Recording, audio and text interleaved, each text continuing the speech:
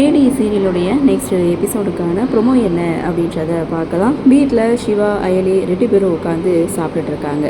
அந்த சமயம் பார்த்து சிவாவுடைய ஃபோனுக்கு விஜயகுமார் கால் பண்ணுறாரு.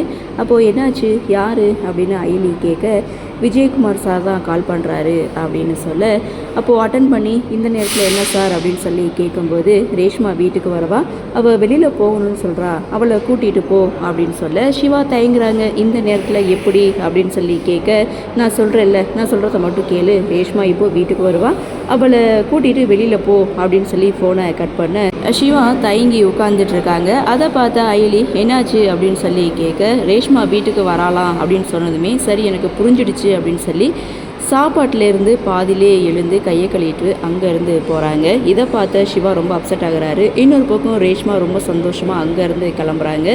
சாப்பிட்டுட்டு போமா அப்படின்னு சொன்னாலும் இல்லைப்பா வந்து சாப்பிட்றேன் அப்படின்னு சொல்லிட்டு ரேஷ்மா கிளம்ப இதோட இந்த ப்ரோமோவை முடிச்சிருக்காங்க. ஸோ சிவா 2 பக்கமும் மாட்டிட்டு முழிச்சிட்ருக்காரு. ஸோ என்ன பண்ண போகிறாருன்னு தெரியலை. சரி பார்க்கலாம் என்ன நடக்குது, என்ன மாதிரியான சுவாரஸ்யத்தோடு கதைக்கள நகர்வை கொண்டு வராங்க அப்படின்றத நாமளும் பொறுத்திருந்து பார்க்கலாம்.